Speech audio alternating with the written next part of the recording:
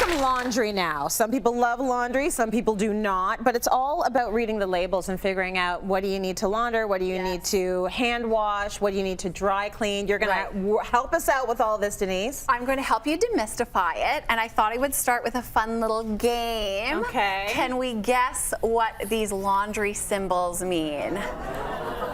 No one, the audience, everyone's saying no. That means it's time to get gifts for Christmas. Right. Well, believe it or not, this one actually means dry in the shade, which is kind of random. This is a very abstract one. You won't see this often. Dry in the shade. Here's another abstract one. Anyone?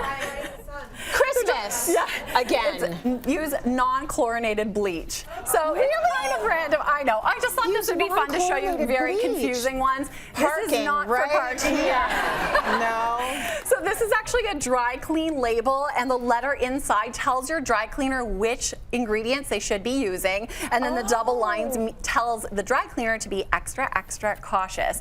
So when you're you might have this for delicate items. Exactly. Very, very delicate. So when you're looking at your garments, that's the first thing you want to check is the garment care label. Yes. And what are you doing to it? Are you washing it in the machine? Are you hand washing it, or are you taking it to the dry cleaners? Okay, most of us know what that's going to be, because that's going to tell you put it in the washing machine. Yes. So this symbol, we know this little wash basin means machine wash, and then you have different accessories on here, like a hand means hand wash. Little dots tell you the temperature. The line underneath tells you to do it delicately or a gentle cycle. Okay. So that's the first thing to do, is look at that care label. And when you're doing a machine wash, you want to look for a detergent that is compatible with what you're washing. If you're washing in cold water, look for a cold water formula. Right. This one, the Persil Pro 10, it's got special enzymes that attack specific foods. So, you want to look for something that is stain fighting, odor fighting, and choose a detergent based on that. Okay, good to know. Yes. So this means iron, you can iron it? Yes, so this is a little diagram of an iron, and what's happening down here is a steam. There's a little X through the steam, so you're not supposed to use steam when you iron this. Don't use steam. I'm going to talk more about Didn't you think that was a campfire?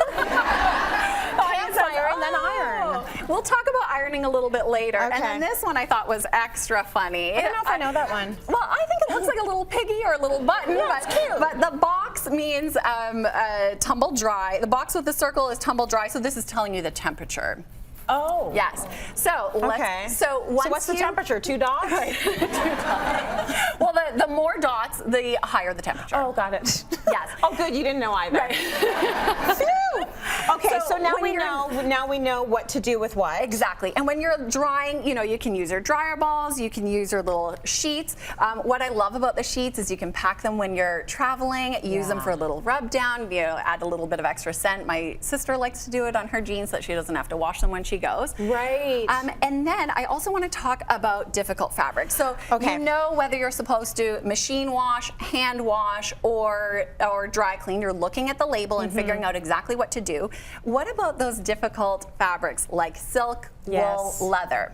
What do you do to clean these? What would you suggest? Silk, what you should do is hand wash it. If you shouldn't spot treat, because if you get a little bit of it wet, it's going to leave that stain, it's going to leave the mark. You should put it in cold water and just very gently let it soak for just a couple of minutes. Use a very, very mild detergent, even a shampoo, and then roll it up in a towel, squeeze out all the excess water, and then you can lay it flat to dry. So one of the important things about your laundry room is to have the good accessories around. I've got the little ironing table, I've got the laundry sorter, the drying rack. If you have all those accessories, these ones are from Bed Bath & Beyond, it makes laundry that much easier. So I want people to not be afraid of laundry, just understand the care label, understand what to do. Okay, now what about this? Wool. It's so wool. Wool, again, you want to be very careful with it. Ideally, you would take it, you would hand wash it. Yeah. Also use a cold water, and then you're laying flat to dry. So you don't want to, with silk and with wool, they're very delicate fibers. You don't want to wring it, you don't want to hang it,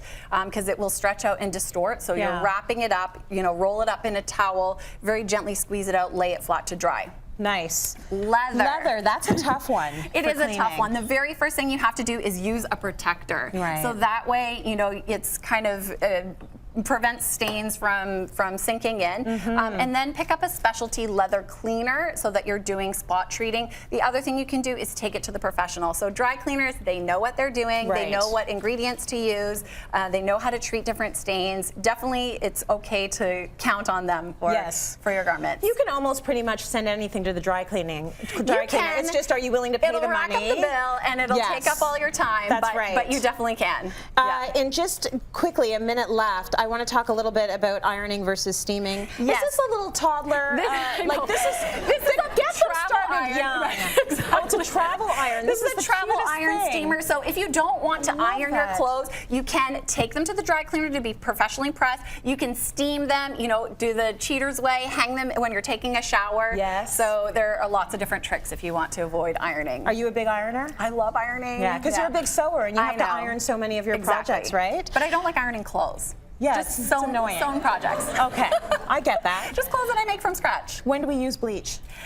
So you want to be very careful, especially on natural fibers and delicate fibers. You don't want to use them on technical fabrics. Okay. Generally, if you have like a cotton or something like that, then it's okay to use bleach. Otherwise, colored fabrics, you're using a non-chlorinated bleach, and that goes back to that triangle with the lines in it. Right. Yeah. Okay, I learned a lot about those symbols today, let me tell you.